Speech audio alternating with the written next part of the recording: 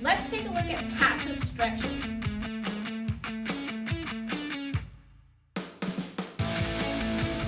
Hey everyone, it's Dr. Heather, and we're going to go ahead and take a look at some passive stretching that you can do after your run. So I have with me my lovely jump box from Rogue. You don't need to use this box particularly, but you could use a flat bench, a couch, a bed, anything that's going to essentially be kind of up at hip height to do some of these stretches.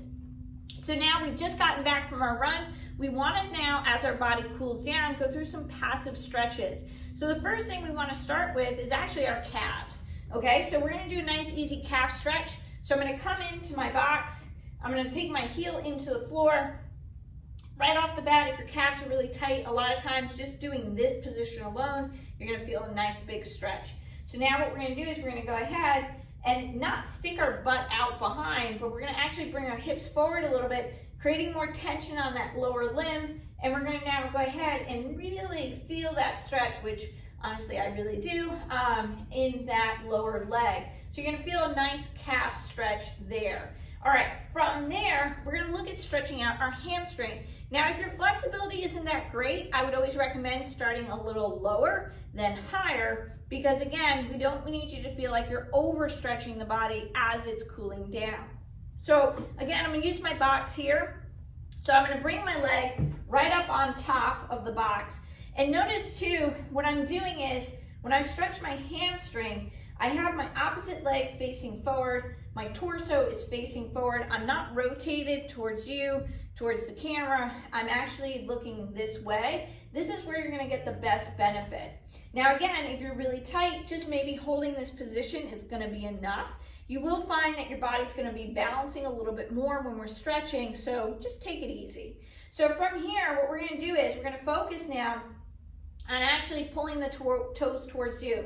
And when you do that, you should feel the calf, you're going to feel the quad engage a little bit. And I'm going to go ahead, I'm going to reach my hand down, and I'm going to really start to now kind of pull on those toes. And you may feel this all the way up into the glute as well, and maybe even a little bit into the low back. So right here, I'm just going to come, I am kind of leaning into it just a little bit, trying not to round my back as I do so, trying to keep a nice straight flat back as well.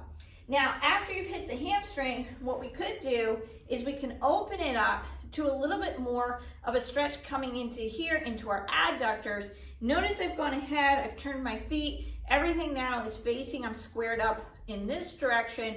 If I bend my knee on the opposite leg and I sink down, I can start to get a nice stretch going in here as well.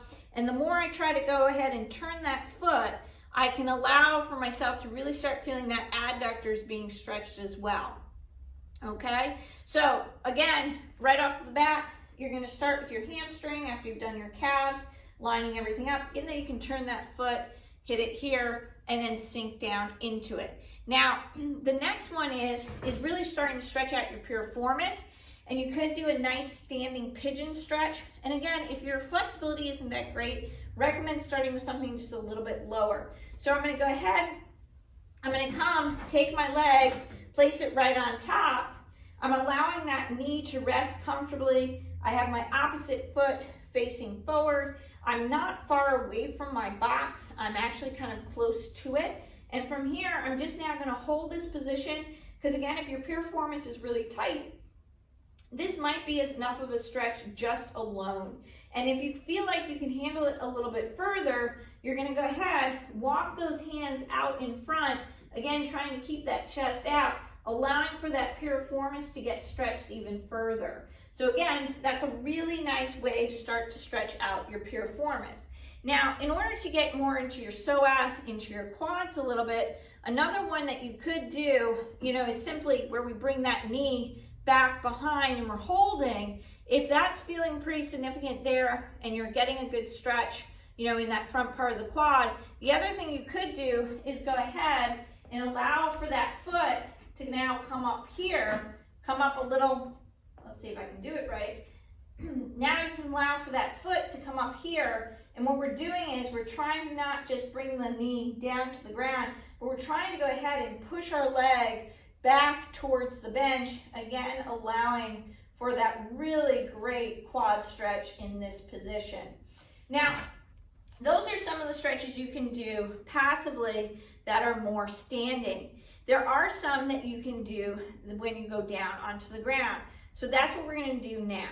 So some of the passive stretches that I like to do down on the ground actually have been in some of my other videos as well. And what we're going to do is we're going to first start essentially with our psoas stretch, getting into more of our groin, adductors as well. So what we're going to do is we're going to come down onto the ground, and if you want, you can do this on a yoga mat.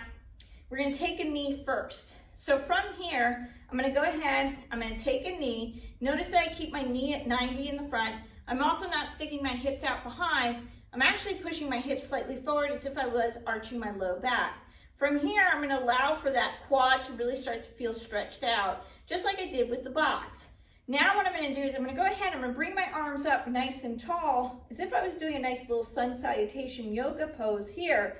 And from here, I'm going to go ahead, arch back just a little bit. Then I'm going to drop my right arm, lift my left arm up towards the sky, reaching over to my right side. And I'm going to feel that stretch coming all the way up into my abdominal region. And then I'm going to bring my hands back. Again, push those hips forward. Now I'm going to bring my hand to the inside of the leg, pushing out on that inside leg, stretching up, stretching over as well, stretching in this position. Then the third part is I'm going to take my hands, I'm going to put both hands down on the inside of my foot.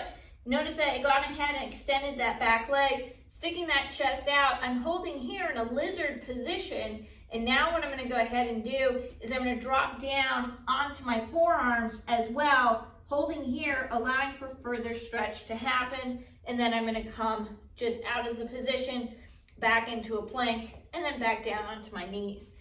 So like I said, that's another type of passive stretch that you could do to really kind of help your body as it cools down as you come in from that run. I will tell you as well, doing your foam rolling, massage work after the run, whether it's with a gun, the massage gun, or the roller, is also going to be really key too, because you'll break down that tissue as your body cools down. Again, making yourself just more stronger for your next run. All right, so now, like I said, that's part 2, looking at passive stretches.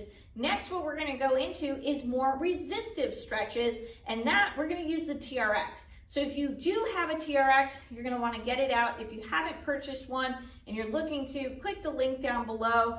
You'll see I always include links for the stuff that's in the videos, so make sure you do go ahead and grab it. And if you haven't gone ahead and subscribed to the channel just yet, make sure you click that subscribe button. And if you found this video on passive stretching helpful, do give it a like. All right, guys, we're going running, so out the door we go.